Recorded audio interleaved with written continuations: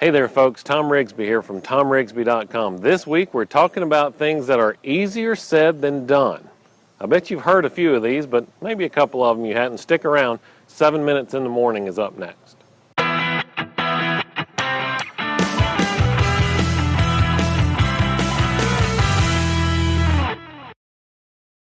Well, hey folks, good morning and welcome. My name is Tom Rigsby. I'm your business coach, and this is 7 Minutes in the Morning. It's your daily dose from me, your business coach. And here we try to take one topic every day that, if addressed, will help you build a better business. So this week I wanted to take on a couple of axioms, a couple of sayings, I guess, things that are easier said than done. And I'm going to start with one that's kind of near and dear to my heart. It's taking on a partner. Now, it's really easy to start a partnership. In fact, if you're a sole proprietor, all you have to do is say, hey, I'm in business. If you create a general partnership, all you have to do is say, hey, we're in business. If you get some of the other business forms, it's slightly more complicated, but in reality, it's pretty easy to take on a partner. The hard part comes in running the business with a partner. Now, you've heard parts of my story before where I'm currently on my 7th business. Some of them were great successes. Some of them were not so successful. In fact, they're still smoldering holes in the ground. And in fact, the two that I count as my two biggest losses were both partnerships. Now, is that because I'm a bad partner? Is it because my partner in those circumstances or partners were bad partners? I think the answer is probably yes.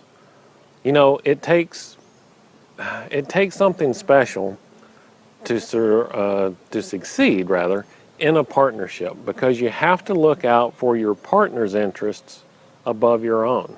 Now, if both of you are doing that, then it's going to be this great symbiotic relationship. Everything will work out great. The problem is we're human beings, and we don't do that, right? We all have a tendency to look out for ourselves first. And then if everybody else can be okay, then that's fine. But really, at the end of the day, to make a partnership successful, both partners have to be looking out, or all the partners if there's more than two, but all of you have to be looking out for the other partners first, right? When you do that, that's going to give you the greatest opportunity for success. Now, what happens if you're in a partnership and things aren't working out? Well, from my experience, I would tell you to get out of the partnership. That was the only way that things... ultimately, that's what's going to happen anyway, but that's the only way to try and salvage anything that is salvageable. Even if the business seems to be doing well, but you're miserable, is that the way you want things to continue? Is that the way you want to live your life? Is that the way you want to run your business? I would suggest to you to look for a way out. Either try to buy out your partner or offer to let your partner buy you out.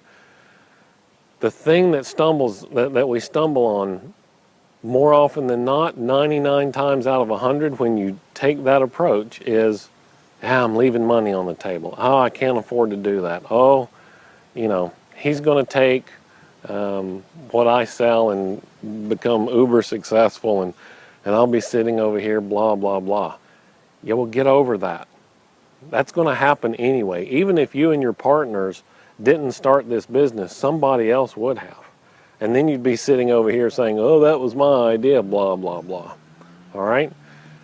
Take a look at your vision. We talked a couple of weeks ago about vision.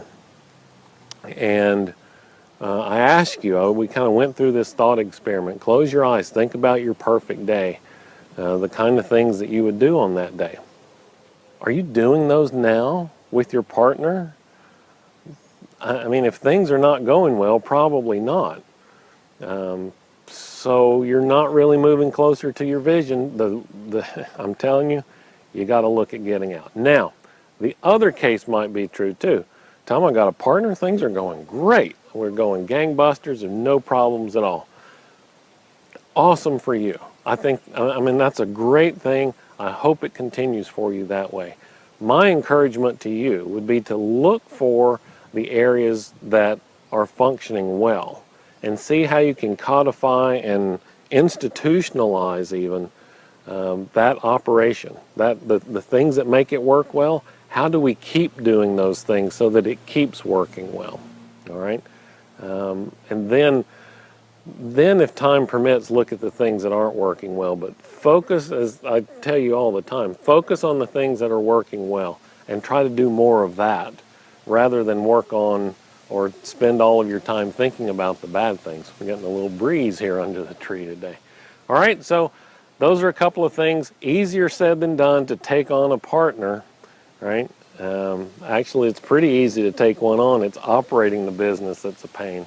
I hope some of those things have helped. If they have, I'd love to hear from you. Just shoot me an email, tom@tomrigsby.com, or find me on Twitter @TomRigsby. In all those cases, Tom is spelled T-H-O-M. I know it's different, but that's what makes me special, right? All right. We're going to continue this series this week, so I'll be back again tomorrow with another thing that is easier said than done. Until then, remember, my name is Tom Rigsby, and I'm your business coach.